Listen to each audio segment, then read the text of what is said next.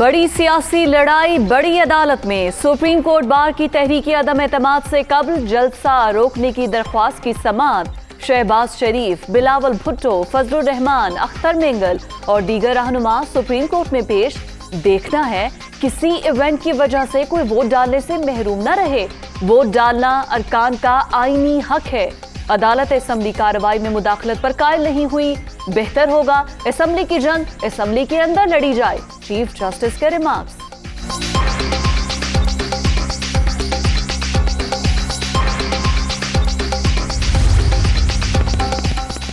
मुल्क में जमहूरी माहौल नहीं, मालूम नहीं इन्हें अवाम के सामने आने की हिम्मत कैसे हो रही है।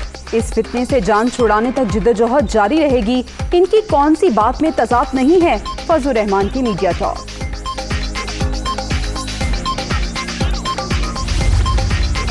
हम पार्लियामेंट को अदालत की दहलीज पर नहीं लाए, सियासी जिद्दोजहद कर रहे हैं। उम्मीद होती है सियासी फैसले आइन के मुताबिक हो।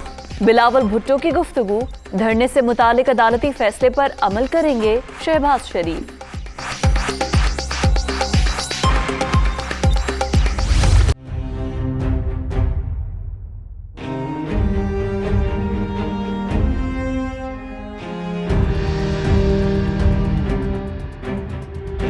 मुनहरिफ अरकान ताहयात नाअहल होंगे या दोबारा इलेक्शन लड़ सकेंगे। आर्टिकल 63A की तशरीह की जाए। हुकूमत सुप्रीम कोर्ट पहुंच गई। हॉर्स ट्रेडिंग के हवाले से सदारती रेफरेंस सुप्रीम कोर्ट में दायर। अदालत ने मामले पर लार्जर बेंच तश्कील दे दिया। फरीकैन तैयारी से आए, मामले को सुनना चाहते हैं। चीफ जस्टिस के रिमार्क्स 24 मार्च को समाप्त।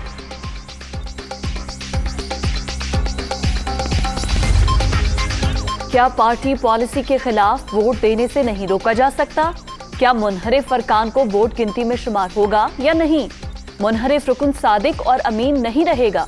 क्या ऐसा मेंबर ताहयात नाअहल होगा? हॉर्स ट्रेडिंग को रोकने के मजीद इकदामात क्या हो सकते हैं? हुकूमत के सुप्रीम कोर्ट से 4 सवालों का मुसव्वदा दुनिया न्यूज पर।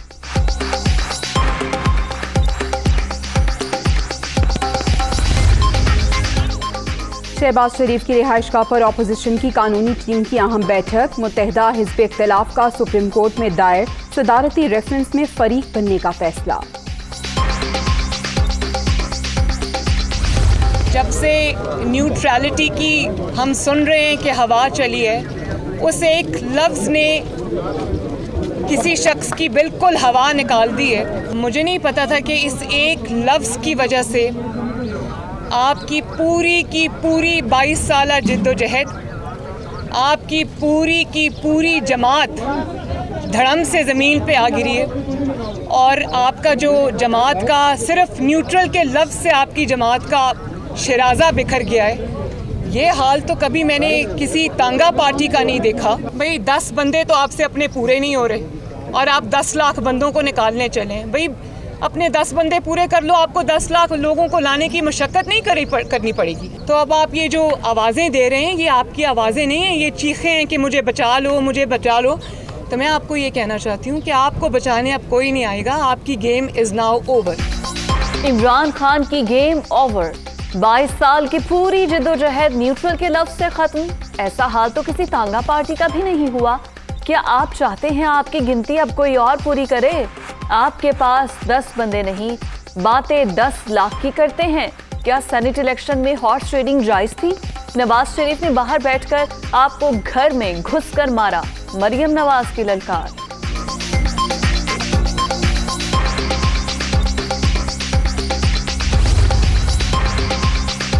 तहरीक इंसाफ की सियासी कमेटी फिर सर जोड़कर बैठ गई। वज़ीर आज़म की ज़ेर सदारत इजलास में तहरीके अदम एतमाद पर बातचीत। इत्तेहादियों और नाराज साथियों से राब्तों पर भी तबादला ख्याल।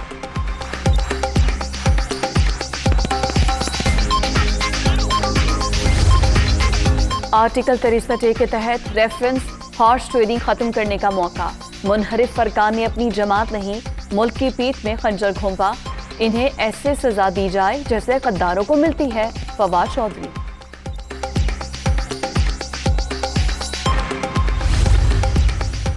हॉर्स ट्रेडिंग खत्म करने के लिए सुप्रीम कोर्ट से रहनुमाई चाहते हैं। ऑपोजिशन नंबर्स पूरे करने के लिए ज़मीर फरोशी पर उतर चुकी। तहरीक अदम एतमाद का मुकाबला हराइनी तरीके से करेंगे। बिलावल की बातों पर सिर्फ हंसा ही जा सकता है। शाह महमूद कुरैशी।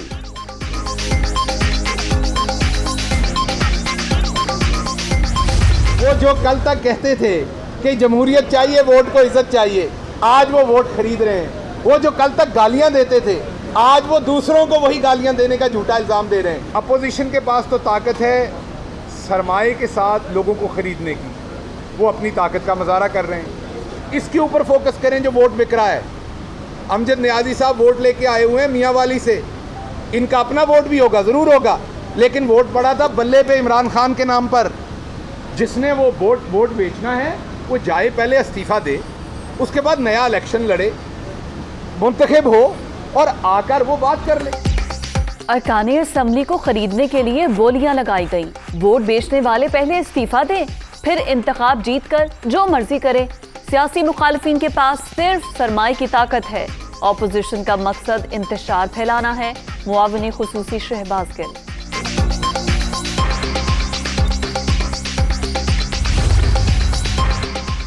मुनहरिफ अरकान के लिए दरवाजे खुले, इन्हें अपने मुस्तकबिल का सोचना चाहिए। अब भी वक्त है, आप अपनी आकिबत खराब होने से बचा सकते हैं। चोरों को कभी कामयाबी नहीं मिल सकती। तहरीक अदम एतमाद नाकाम होगी, शफकत महमूद को यकीन। कौमी असम्बली का इजलास ना बुलाना आइन से इनहराफ। इमरान साहब और स्पीकर आर्टिकल 6 के जुर्म के मुर्तकब हुए। असद कैसर का रवैया तारीख में स्याह हुरूफ में लिखा जाएगा। आइन शिकनी, गद्दारी और बगावत सजा के लिए तैयार रहें। मरियम औरंगजेब।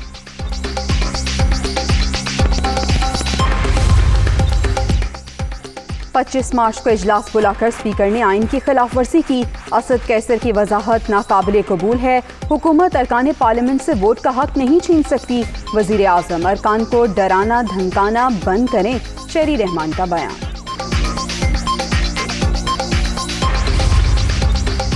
स्पीकर कौमी असम्बली 14 रोज के दौरान इजलास बुलाने के पाबंद। असद कैसर आइन की खिलाफ वर्जी और इमरान खान से वफादारी निभा रहे हैं। इनके खिलाफ आर्टिकल 6 के तहत कार्रवाई बनती है। इत्तेहादियों के बावजूद हुकूमत के पास नंबर्स पूरे नहीं। सईद गनी की मीडिया टॉक।